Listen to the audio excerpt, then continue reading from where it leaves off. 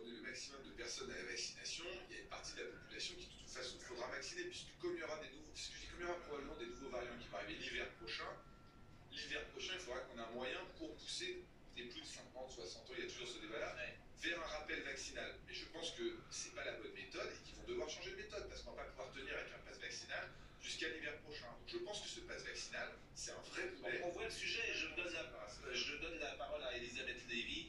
Voyez le sujet sur le pass vaccinal voté cette nuit, Sybille Delette. Ne dites plus pass sanitaire, mais pass vaccinal. Les députés ont voté définitivement le texte hier soir.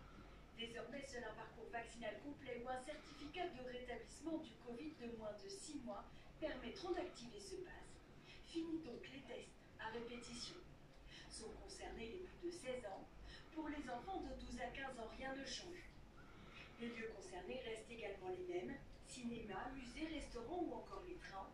Seule exception, les établissements de santé. Ils resteront accessibles pour une consultation ou pour rendre visite à un proche sur présentation d'un pass sanitaire valide. Ce vote à l'Assemblée a aussi levé quelques zones d'ombre. Sur les contrôles d'abord, les députés ont réintroduit la possibilité de contrôler l'identité des propriétaires du pass en cas de doute. Les contrevenants s'exposent à 45 000 € d'amende et une peine d'emprisonnement pouvant aller jusqu'à 3 ans. Ils ont aussi voté la mise en place d'une amende administrative en cas de non-respect des règles du télétravail en entreprise. Marine Le Pen d'ailleurs a réagi hier soir sur TF1, je crois. Je propose de l'écouter. On a dit aux Français que le pass sanitaire empêchait la contamination. C'est ce qu'on leur a dit. Je note juste que depuis le mois de juillet, il y a eu 7 millions de Français contaminés. Donc je pense que le pass sanitaire, le vaccin empêche en partie les formes graves, et c'est déjà bien, c'est déjà très bien, mais donc les scientifiques ont tort. D'ailleurs, je veux dire, les scientifiques ont tort, c'est très important, Madame Le Pen. Non, mais les scientifiques aujourd'hui, les scientifiques aujourd'hui ne disent pas que le fait d'être vacciné empêche d'attraper le Covid ou de le transmettre. Bon, le pass vaccinal. Ouais. Moi, je comprends pas. En Angleterre, j'avais dit Elisabeth Lévy d'abord. J'ai un ami j'avais dit Elisabeth juste avant. Et après, je donne la parole.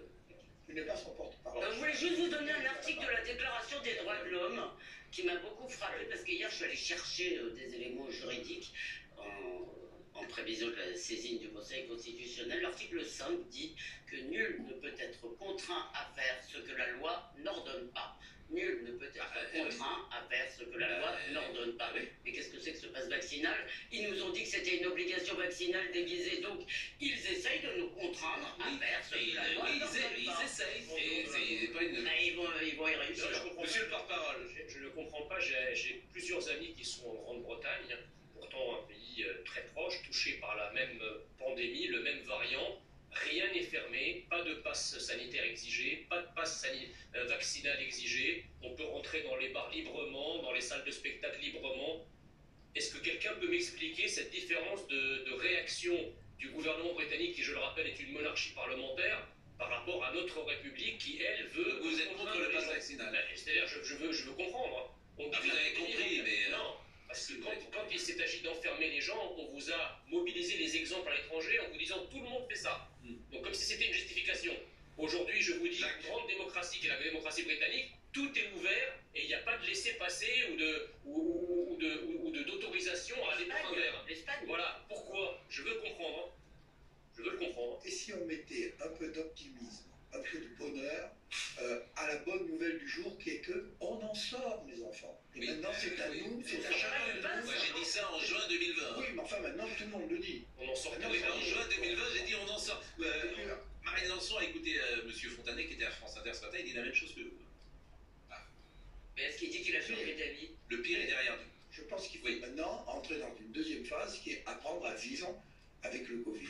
Non, mais je pense qu'il va quand même y avoir une vraie difficulté pour le gouvernement, c'est-à-dire qu'ils entrent dans le pass sanitaire au moment où les autres pays en sortent. Et donc je ne sais pas comment ils vont sortir de ce pass sanitaire, et je pense qu'il doit y avoir quelqu'un qui est assez énervé au sommet de l'État, parce qu'il se retrouve à avoir fait passer un pass sanitaire là où tous les autres pays d'Europe sont en train de prévoir leur sortie de crise, c'est-à-dire leur on va voir s'ils sont intelligents. On va réussir à faire les 180 degrés cette semaine. Le plus important, c'est que chacun de nous se prenne en main.